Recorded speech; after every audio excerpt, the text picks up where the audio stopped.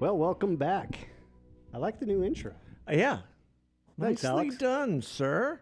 Alex, our superstar. Alex surprised us with the new intro, with the new background. That's fantastic. Very good. Good deal. Okay, so last we ranted was a week ago. Yeah. It We're was- ranting again. Yeah, it's the 21st, and we Yeah. talked about how the Democrats were trying to get this deal done. Yeah. It's still not done. Well, I mean, you had the president this morning outlining the new framework for a deal, which there's no bill. Nothing's been introduced. Right. Nothing's going to go through committee. I don't know how they're going to do this and Well, keep it all together. It's the kind of thing that it will come all together at the very last minute. Stuff will come out, stuff will go in without anybody really knowing it. So we won't really know what's in the bill until after it passes. That tends to be the nature of Congress lately. I mean, well, this is- Republican or Democrat. This is what everyone hates about Congress. This is backroom deals, smoky backroom deals. People, Well, it's not trying smoky anymore. Well, Nobody there's smokes anymore. there's no smoking anymore. But that's the portrait that we give. It's hazy. And then Kirsten Sinema just put out a tweet just like a second ago. After months of productive, good faith negotiations, which she's been like the holdout along with Joe, with POTUS and the White House, we now have made significant progress on the proposed budget reconciliation package. I look forward to getting this done, expanding economic opportunities and helping everyday families get ahead. So Basically what she's saying. So is if she's tweeting that, Yeah. then they're close to a deal. Then there's a lot of machinations over the last 48 hours.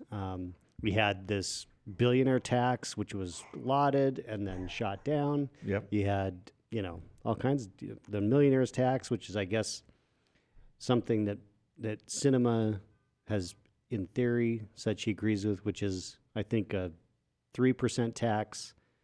Or maybe It's a surcharge. It's a of surcharge of over like 5 million and above. I think it's- of income. yeah, and Which- then a little Okay, bump who's up after who's 10 going to million. pay that? None of those guys are going to pay that. They're not going They'll to get any figure- money. Well, they'll figure out how to. Right, they'll figure out how to. I mean, that's why they have accountants and lawyers. It's one of the reasons that this really goes to the whole argument of whether there should be a sales tax, national sales tax, or a flat tax. A flat tax. One of my favorite bumper stickers was "Annoy the IRS, support the flat tax." Yeah, because you it could would- file it on a postcard. Because you file it on a postcard, you might have one or two deductions for whatever that might be. What's been proposed in the past is mortgage and charitable deductions, and then you send it in. Yeah. And then everybody pays the same rate, and everybody gets taxed. Right. Right. So and that's Well, you and could that's have what's you so could have an exclusion. You could do an exclusion, so that you had to, at 40,000 or Well, something. what's so disingenuous about all this talk about middle class tax cuts? 50% of Americans don't pay federal tax. 50%, 45 to 50%. right. If anything, we keep pushing money down. Well, that's the thing. in terms of credits and everything else. I remember when Bush did his big tax cut in 2003, I believe. One of the main talking points was we took 8 million people off the tax rolls. And I was like, well, I don't know if that's necessarily a good thing. Yeah. And Because if you're not paying into the system, what kind of skin in the game, even if it's $1, But the thing that gets people who are the lower income side is the payroll tax. yeah, absolutely. So you've got to, if you're really going to help the middle class and lower income, you've got to figure out a way to reduce the payroll tax.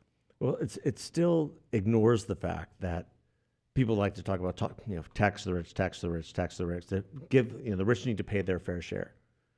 The top 10% pay 70% of the taxes in America, Or more. probably Yeah. 75. I mean, at the federal level. The Tax Foundation, the latest data that I saw mapping 2017 data was 70%, 75%. So how do you make up the difference? Well, you've got to broaden the base and just make it low for everybody. The key, so it'll be very interesting to see the Democrats now that they've floated this billionaire tax. I think we're going to see that as a campaign issue in the Democrat primary, Which will be president. that'll be interesting.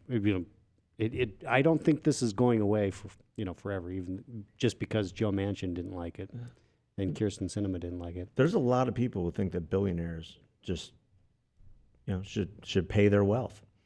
Pay their wealth away. And the billionaires tax that they were proposing was a tax on the gain of on the unrealized gain of your assets, which from a IRS standpoint is a beautiful thing, because you don't need 85,000 IRS agents for something like that. You need like 100 and like hundreds of thousands. And you're just of guessing. IRS agents. I mean, the thing is, look, where do you set the value? Elon Musk, made some comments about how he opposed this, and all the left went crazy. And I thought, it's very interesting, because there isn't any individual that's done more for climate change. Oh my gosh. Than Elon Musk as an individual, and yet he opposed Biden's and this billionaire tax.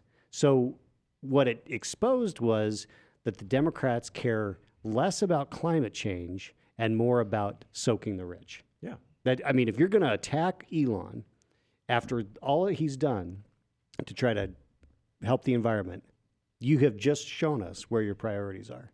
It's not the environment, it is soaking the rich. It's creating tax warfare, creating envy, creating this. Well, what happened to let's all work to be successful? This is there's not a finite. Well, pie. The pie can grow. It's not one size. It's just because I've got more of the pie doesn't mean you can't have more pie. Robert Reich, former labor secretary under who was he labor secretary for? Clinton. I want to say Obama. I know that was right. It's going way back. So he brought up the point that Elon Musk, his company, paid no tax back in 2018. Well, they didn't make any money. They haven't made money for years and years and years and years and years. They barely started making money. They've only started making money last year. So it's just so disingenuous. And when you levy these taxes on these corporations, now they want a 15% minimum tax, right? That every multinational corporation now has to pay this.